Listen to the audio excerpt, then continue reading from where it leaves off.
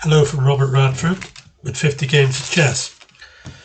Today it's a match which was played in 2009 on the 17th of December, just before Christmas then, and it was played at Clevedon, and the opponent is Andy Bellingham. So Andy's got the black pieces, and I've started with e4.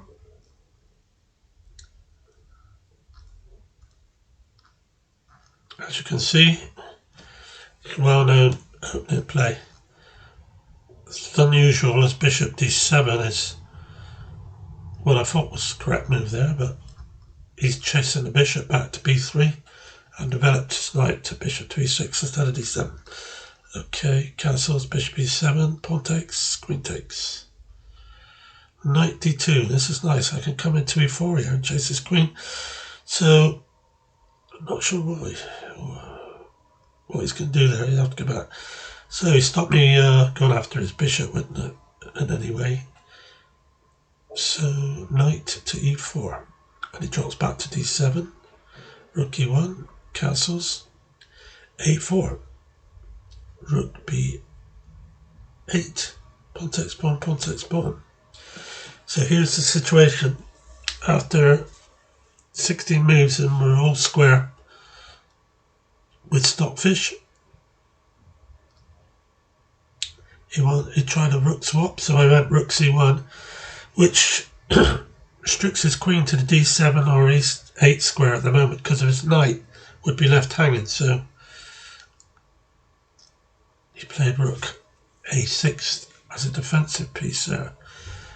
Queen e2, indirectly I'm hitting e5, and so he plays rook on f to b8 to protect that pawn.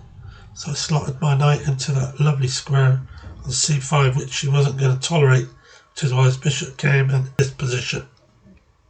He's gone back with his knight on c to e7. Now I'm hitting the knight with the queen. Both knights have been effective. This one is now taking over the role as the attacking knight. Queen e8, bishop back to c2, looking at the h7 square. So Andy fortifies his centre with c6, but he will have to keep always protecting that pawn. So g4. Now this was to restrict the knight from coming in there at some point, for any pawn pushes or whatever. So he's kicking my knight, but he's actually got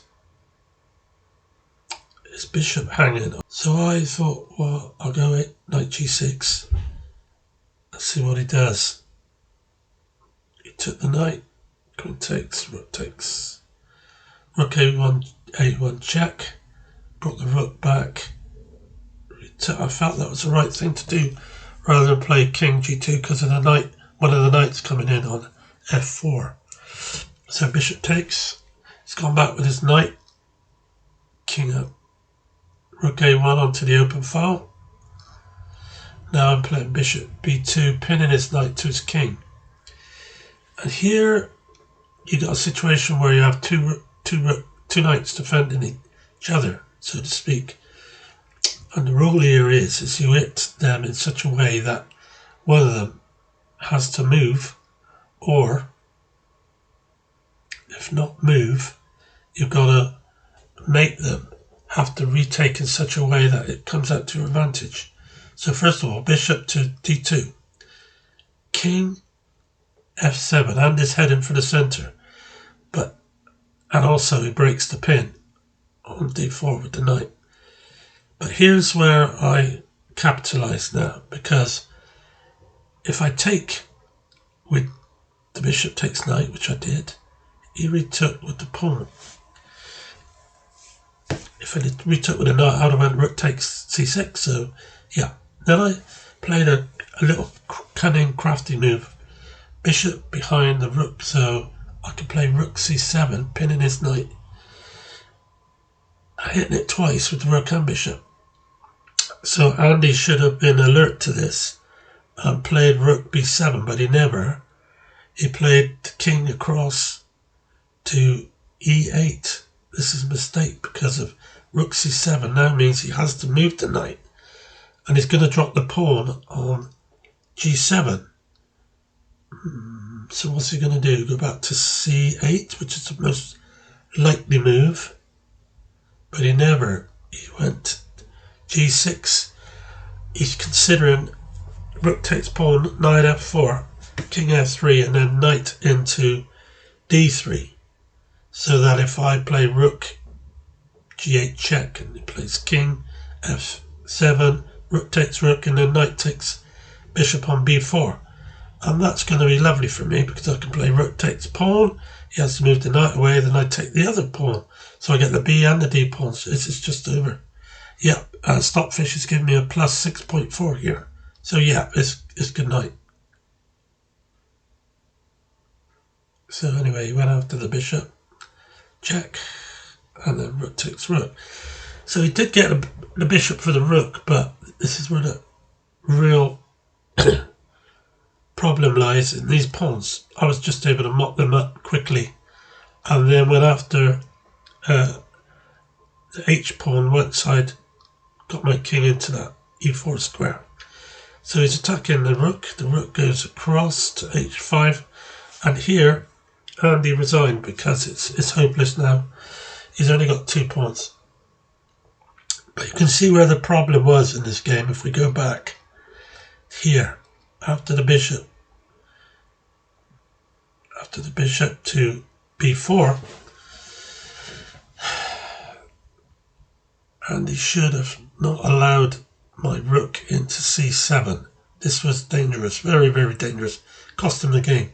He should have went rook b7, I think he's got to go b7, because otherwise he will lose one of those 2 pawns. When you get a rook in between 2 pawns and you're trying to guard them both like Andy is, with the knight guarding the e pawn and the rook guarding the b pawn, the d pawn, sorry, knight guarding the d pawn and the rook guarding the b pawn, and then you get this sneaky move of rook coming down to c7, then this is a problem. Instead, Andy just didn't get it. He did not get it, what was going on here. This is lost, you see. Yeah. Totally lost. Even if he went back to e6 after the rook goes and he goes knight in, just rook takes knight and I win everything. Yeah, so there we go. We ended up with this position. So I hope you may have found something in this game a bit instructive. Certainly how you must defend a position that is under attack, and especially with undiscovered moves. You've got to be aware of them all the time. Okay, so until next time then, we'll see you later. Bye.